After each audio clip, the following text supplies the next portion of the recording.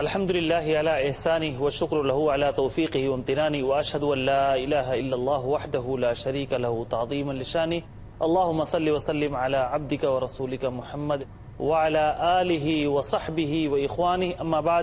محترم ناظرین السلام علیکم ورحمۃ اللہ وبرکاتہ. پروگرام الجھنیں لے کر میں آپ کی خدمت میں حاضر ہوں. میرے ساتھ اسٹوڈیو میں ہمارے شیخ محترم موجود ہیں جناب حافظ عبدالعظیم عمری مدنی حفظہ اللہ. شیخ صاحب السلام علیکم ورحمۃ اللہ وبرکاتہ. وعلیکم السلام ورحمۃ اللہ وبرکاتہ. ناظرین جیسا کہ جانتے ہیں کہ ہم اس پروگرام میں الگ الگ مجلسوں میں زندگی کے مسائل اور الجھنوں کا ذکر کرتے ہیں. جو بھی ہماری زندگی میں الجھنیں پائی جاتی ہیں ان الجھنوں کا ہم حل کتاب و سنت کی روشنی میں تلاشنے کی کوشش کرتے ہیں. آپ کو یاد ہوگا پچھلی مجلس میں جو ہماری گفتگو تھی وہ ساس اور بہو کے تعلق سے تھی. یہ مسئلہ اتنا حساس اور اتنا نازک ہے جو ہر گھر کا مسئلہ بنا ہوا ہے، جس کا سامنا ہر شخص کو تقریباً کرنا ہی پڑتا ہے. اس کی اہمیت کے پیش نظر اس مجلس میں بھی ہماری گفتگو ساس اور بہو سے متعلق ہی ہوگی. سب سے پہلے میں اپنے شیخ سے جاننا چاہوں گا کہ یہ ساس اور بہو کا جو مسئلہ ہے شیخ، یہ اتنا گمبھیر اور اتنا سنگین کیوں ہے؟ ان الحمد للہ نحمده ونستعینه ونستغفره ونعوذ باللہ من شرور انفسنا ومن سیئات اعمالنا من يهده الله فلا مضل له ومن يضلل فلا هادي له واشهد ان لا اله الا الله واشهد ان محمدا عبده ورسوله اما بعد. دیکھیے ساس اور بہو کا مسئلہ اتنا سنگین اور اتنا گمبھیر کیوں ہو جاتا ہے؟ سبب کیا ہے؟ ہماری گزشتہ ملاقات میں اس موضوع پر گفتگو کرتے ہوئے بتایا تھا کہ یہ مسئلہ دراصل دو غیرتوں کا ٹکراؤ ہے. جی دو مزاجوں کا ٹکراؤ ہے اور دو طبیعتوں کا ٹکراؤ ہے. ایک طرف ساس کا مزاج، اس کی طبیعت، اس کا مزاج اور اس کی غیرت. دوسری طرف بہو کی غیرت، بہو کا مزاج، بہو کی طبیعت. جی یہ دو مزاجوں، دو طبیعتوں، دو غیرتوں کا ٹکراؤ ہے اور زندگی امتحان ہے. مزاجوں کے اسی ٹکراؤ سے یہ امتحان متحقق ہوتا ہے. دیکھیے اللہ تعالیٰ نے سورہ فرقان میں بہت بڑی بات ارشاد فرمائی. اللہ تعالیٰ نے کہا وَجَعَلْنَا بَعْضَكُمْ لِبَعْضٍ فِتْنَةً أَتَصْبِرُونَ. اللہ تعالیٰ نے کہا کہ لوگوں، ہم نے تم میں سے ہر ایک کو دوسرے کے لیے آزمائش کا ذریعہ بنایا ہے. تم میں سے ہر ایک کا مزاج دوسرے کے لیے آزمائش ہے. بالکل. تم میں سے ہر شخص دوسرے کے لیے امتحان ہے اور اسی کے ذریعے سے اللہ تعالیٰ میں آزما رہا. اور اللہ کہتا ہے کہ اتصبرون، ہم دیکھتے ہیں کہ تم کہاں تک صبر کرتے ہو. بالکل.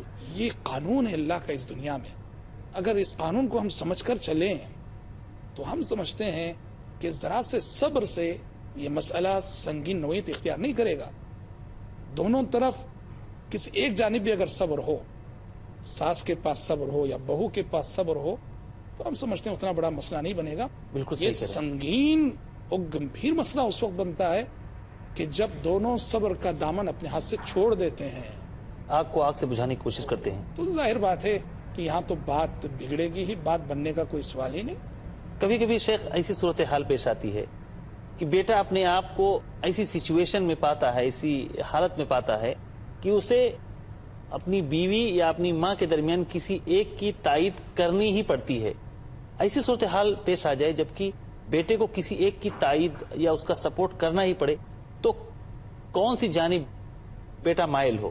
ماں کی تائید کرے یا اپنی بیوی کا سپورٹ کرے؟ ہاں جی سچ کہہ رہے ہیں آپ. واقعتاً زندگی میں کبھی کبھی ایسا مومنٹ اور ایسا موقف آ جاتا ہے کہ جہاں دونوں میں سے کسی ایک کی تائید کے بغیر کوئی چارہ نہیں رہتا. جی یہ سب سے پہلے یہ ہے کہ لڑکے کو چاہیے کہ دونوں کے درمیان بیلنس کر کے چلے. بالکل. اور جو غلطی پر ہے اسے غلط کہے، چاہے جو بھی ہو. لیکن اگر ایسا مومنٹ آ جائے کہ دونوں میں سے کسی ایک کی تائید کے بغیر کوئی چارہ ہی نہیں، تائید تو ظاہر بات ہے جو حقیقی کرے گا وہ بالکل حق کی کرے گا. لیکن کبھی ایسا ہوتا ہے دونوں طرف حق ہے، دونوں طرف غلطیاں ہیں. ایسے مومنٹ میں اب اس ایک جانب تائید کرنی ہی ہے، یا تو بیوی کی یا تو ماں کی. وہ کس کی تائید کرے؟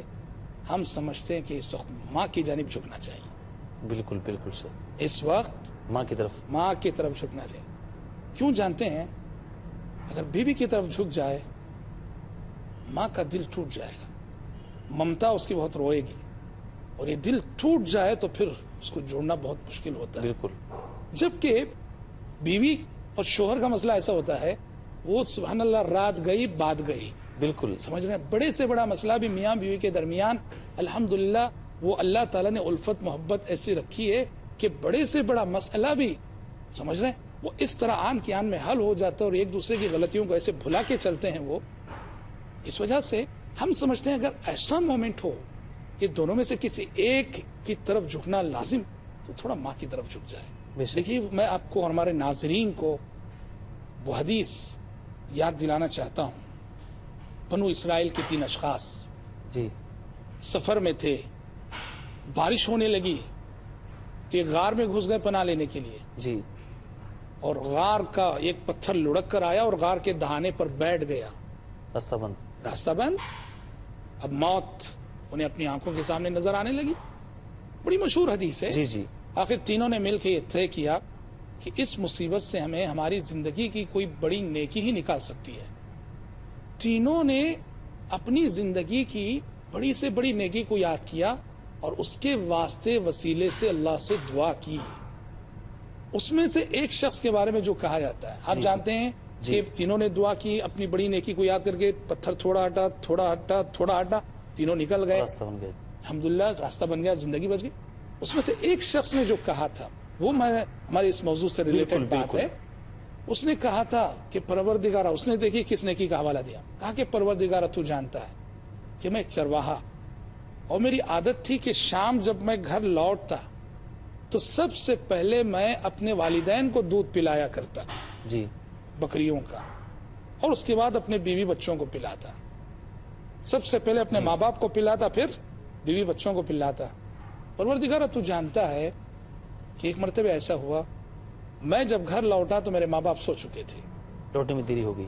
اب میں نے انہیں جگانا مناسب نہیں سمجھا, ان کے آرام میں خلل ہوگا, اور ماں باپ سے پہلے بیوی بچوں کو پلانا بھی مناسب نہیں سمجھا. یہ دیکھیے سبحان اللہ, یہ بہت بڑی بات ہے. بالکل اس کی یہ بہت بڑی نیکی بن گئی جو اسے مصیبت سے نجات دلا رہی. کہا کہ ایک تو ماں باپ کو جگانا مناسب نہیں سمجھا اور ماں باپ سے پہلے بیوی بچوں کو پلانا مناسب نہیں سمجھا. اور پروردگارہ تو جانتا ہے کہ بچے بھوک سے بلک بلک کر رو رہے تھے, بیوی بھوک سے تڑپ رہی تھی, پر میں نے یہ طے کر لیا کہ میرے ماں باپ کو پہلے پلاؤں گا, اس کے بعد میں اپنے بیوی بچوں کو پلاؤں گا.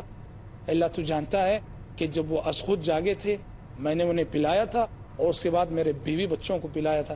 پروردگارہ اگر میری یہ نیکی, میرا یہ عمل تیرے دربار میں مقبول و منظور ہوا ہے, آج اس کے وسیلے سے دعا کر رہا ہوں کہ اس مصیبت سے نجات دے. اور پتھر ہٹ گیا.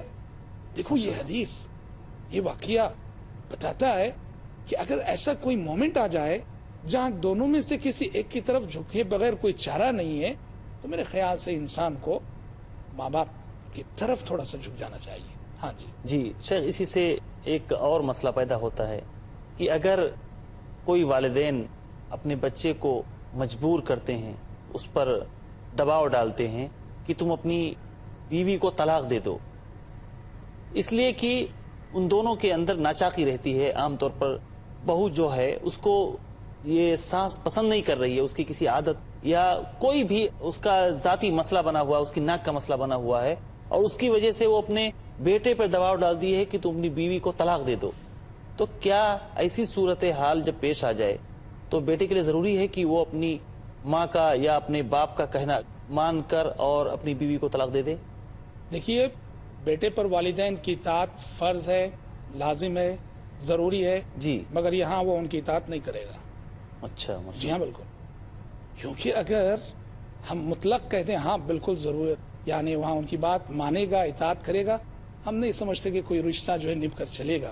جی شریعت مرد سے بھی کہتی ہے, شوہر سے کہتی ہے کہ فَإِن كَرِهْتُمُوهُنَّ فَعَسَىٰ أَن تَكْرَهُوا شَيْئًا وَيَجْعَلَ اللَّهُ فِيهِ خَيْرًا كَثِيرًا. تمہاری بیوی کے اندر کوئی منفی پہلو, کوئی کمزوری نظر آئے, صبر کرتے چلو, اللہ اسی بیوی کے اندر تمہیں خیر کثیر عطا کرے گا. طلاق جس کا حق ہے شریعت اس سے کہہ رہی ہے کہ فَإِن كَرِهْتُمُوهُنَّ, کوئی ایک بات تمہیں اچھی نہیں لگ رہی ہے تو صبر کرو, اللہ تعالیٰ تمہیں اسی عورت کے اندر بھلائی عطا کرے گا. تو پھر لڑکے کے ماں باپ کو یعنی ساس ہو سسر ہو, اس کو کہاں سے حق پہنچتا ہے کہ وہ دباؤ ڈالے کہ طلاق دے؟ ہاں البتہ دیکھیے معقول ریزن ہو، معقول سبب ہو، مثلا لڑکی بے دین ہے، جی لڑکی بد چلن ہے، لڑکی بد اخلاق ہے، نہ صرف یہ کہ وہ ساس اور سسر کی اطاعت نہیں کری بلکہ شوہر کی بھی مطیع و فرما بردار نہیں ہے، بد زبان ہے، بد اخلاق ہے، کیریکٹر ٹھیک نہیں ہے، یہاں تو وہ اطاعت کرے گا. جی، کیونکہ کبھی کبھی ہوتا ہے ماں ہی ہے جو گھر میں اپنی بہو پر ہمیشہ نگاہ رکھتی ہے. بیٹا کمانے کے لیے باہر چلا گیا یا اس کو پتہ نہیں ہے اپنی بیوی کے بارے میں کہ وہ میرے پیٹھ پیچھے کیا گل کھلا رہی ہے، تو اگر ماں اس کے بارے میں کوئی ایسی چیز بتاتی ہے جو واقعی صحیح ہے اور جس عادت کو رکھ کر اس کو اپنی بیوی بنا کر رکھنا مناسب نہیں ہے، تو ایسی صورت میں تو طلاق دینا چاہیے. ہاں دیکھیے کیا نا کہ وہ بات جاتی ہے غلطی اور کمزوری پر. جی جی. وہ غلطی کس نوعیت کی ہے، وہ کمزوری اور کوتاہی جو اس کے اندر پائی جا رہی ہے اس پر بات جاتی جی ہے. بالکل بالکل. بہت بڑی کمزوری ہو، بہت بڑی اخلاقی خرابی ہو، دینی اعتبار سے بہت بڑا گناہ ہو، ایسی باتیں ہوں، اس بنیاد پہ اگر ماں کہتی ہے تو وہاں اطاعت ہوگی. ورنہ یہ عام طور پر مزاجوں کا جی جی. ٹکراؤ طبی وہ تو ہوتا ہی رہتا ہے، ہر چھوٹی بڑی بات پہ طلاق تک نہیں جانی چاہیے. بے شک بے شک. بالکل یہاں تو وہ بات نہیں مانے گا ماں باپ. بالکل بالکل. جزاک اللہ خیر. ناظرین کرام، تھوڑی دیر کے لیے ہم بریک کے لیے جا رہے ہیں. یہاں بریک کا وقت ہو گیا ہے. انشاءاللہ العزیز تھوڑی دیر کے بعد ہم اس گفتگو کو جاری رکھیں گے اور بریک کے بعد ایک بہت بڑا سوال لے کر آپ کے سامنے آئیں گے انشاءاللہ العزیز. کہیں جائیے گا نہیں. السلام علیکم ورحمۃ اللہ.